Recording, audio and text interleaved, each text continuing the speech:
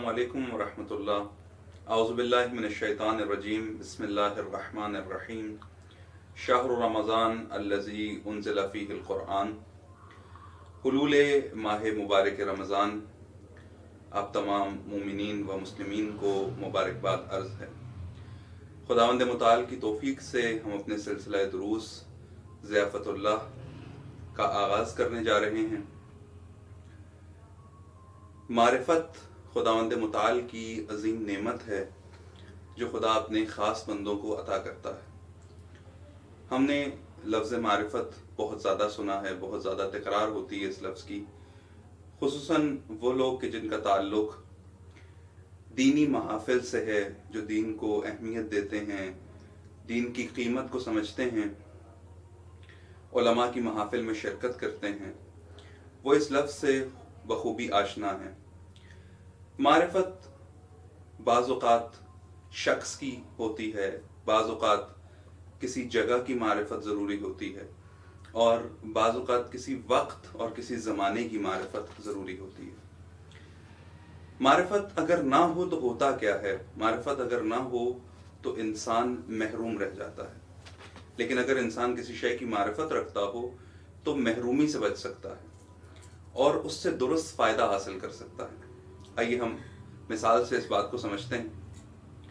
मसलन शख्स की मारिफत यानी दीनी नसूस के मुताबिक कि तुम्हारे लिए लाजिम है कि अपने ज़माने के इमाम की मारिफत हासिल करो, क्योंकि अगर एक इंसान अपने ज़माने के इमाम की मारिफत के बगैर मर जाए तो वो जहालत की मौत मरा है, माता मीततन जाहिलिया। अगर एक इंसान अपने ज़माने के इमाम की मारिफत ना रखता हो तो उसको क्या नुकसान पहुंचता है? उसको नुकसान ये पहुंचता है कि वो हिदायत से महरूम रह जाता है, वो अपने ज़माने के हादी से महरूम रह जाता है, वो अपने ज़माने के इमाम से महरूम रह जाता है। शख्स की मारिफत ना रखना, इसकी हम एक मिसाल ये भी ले सकते हैं कि मसलन आप बीमार हैं और आपके पास एक शख्स आता है, आपसे मुलाकात करके चला जाता है। जब वो जाता है तो आपको कोई बताता है कि भाई ये जो आपसे मिल के गया है ये एक डॉक्टर है। आप कहते हैं भाई पहले क्यों नहीं बताया? मुलाकात भी हुई, हमने बातचीत भी की, हमने गपशप भी लगाई, लेकिन मुझे ये नहीं पता था कि ये शख्स डॉक्टर है, लिहाजा मैं अपनी बीमारी का जिक्र इससे नहीं कर सका। अगर मुझे ये मालूम होता कि ये शख्स डॉक्टर है तो मैं अपनी बीमारी का तज़किरा करता और मुमकिन है ये शख्स मुझे उसका कोई इलाज या राय हल बता देता। इसी तरह से शख्स की मारिफत के बाद मकाम की मारिफत ज़रूरी होती है।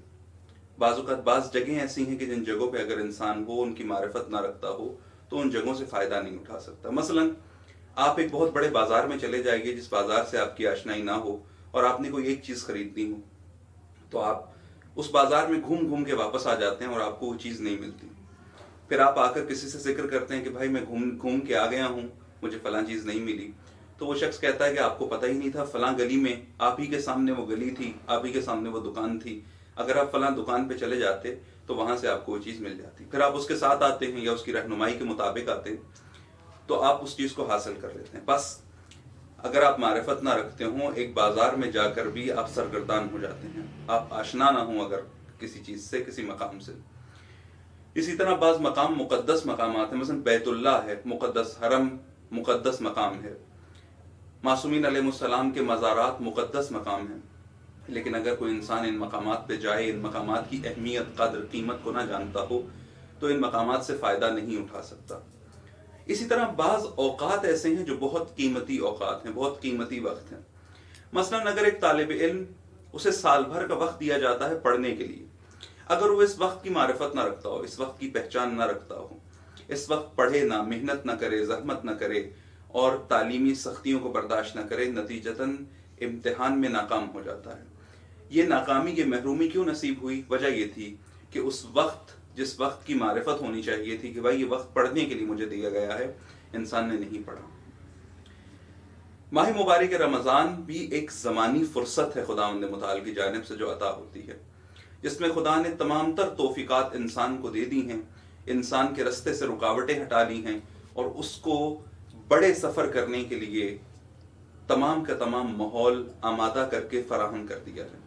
मगर अगर इंसान इस वक्त की मारिफत न रखता हो, माह मुबारक रमज़ान की मारिफत न रखता हो कि ये औक़ात खुदा ने क्यों अता किए हैं, ان اوقات سے کیا حاصل ہوتا ہے، خدا ان اوقات کے ذریعے مجھے کیا دینا چاہتا ہے، تو یقیناً انسان محروم رہ جاتا ہے۔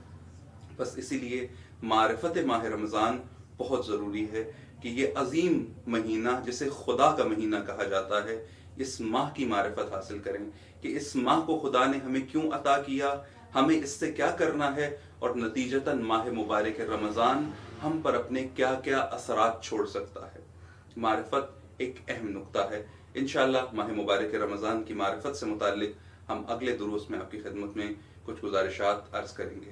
والسلام علیکم ورحمۃ اللہ۔